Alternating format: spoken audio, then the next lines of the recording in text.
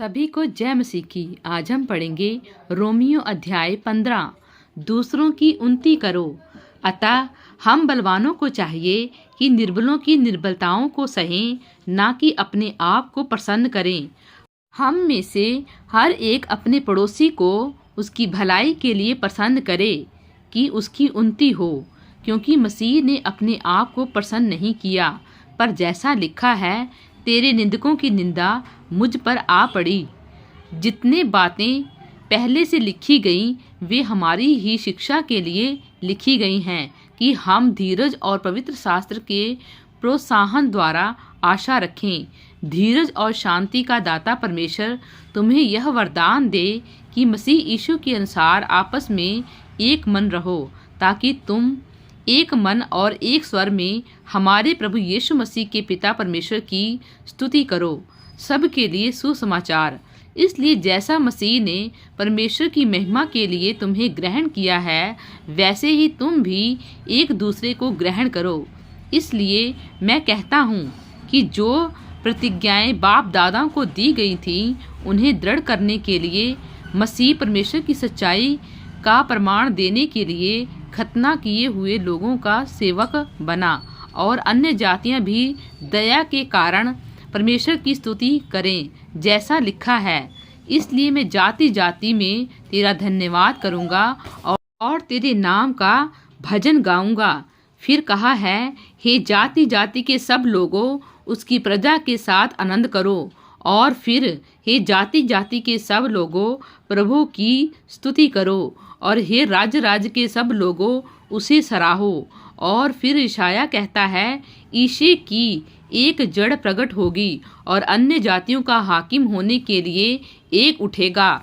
उस पर अन्य जातियां आशा रखेंगी। परमेश्वर जो आशा का दाता है, तुम्हें विश्वास करने में सब प्रकार के आनंद और शांति से परिपूर्ण करे, कि पवित्र आत्मा की सामर्थ्य से तुम्हारी आशा बढ़ती जाए।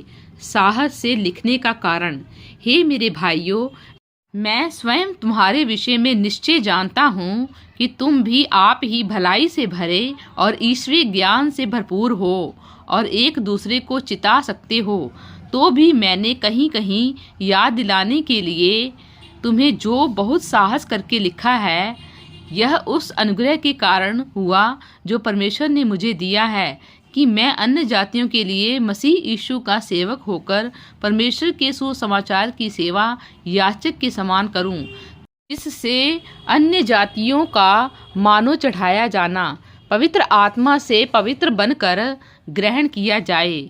इसलिए उन बातों के विषय में जो परमेश्वर से संबंध रखती हैं, मैं मसीह यीशु में बड़ाई कर सकता हूँ, क्योंकि उन बातों को छोड़ मुझे और किसी बात के विषय में कहने का साहस नहीं, जो मसीह ने अन्य जातियों की अधीनता के लिए वचन और कर्म और चिन्हों और अद्भुत कामों की सामर्थ्य से और पवित्र आत्मा की सामर्थ्य से मेरे ही द्वारा किए।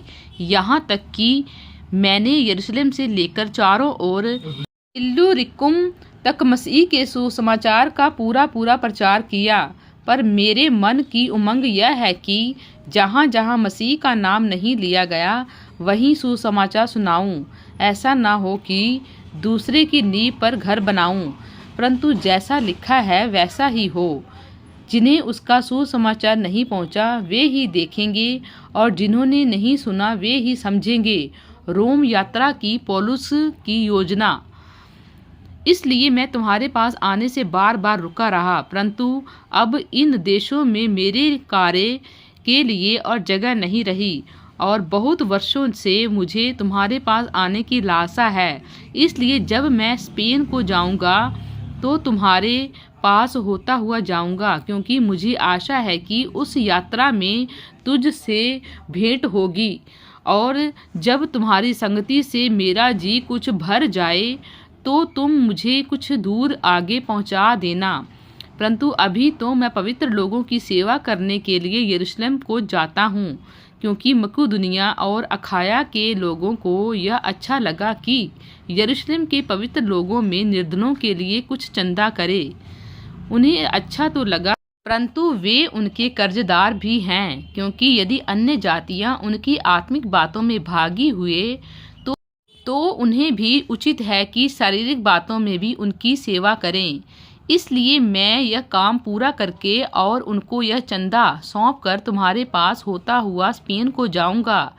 और मैं जानता हूँ कि जब मैं तुम्हारे पास आऊँगा तो मसीह की पूरी आशीष के साथ आऊँगा।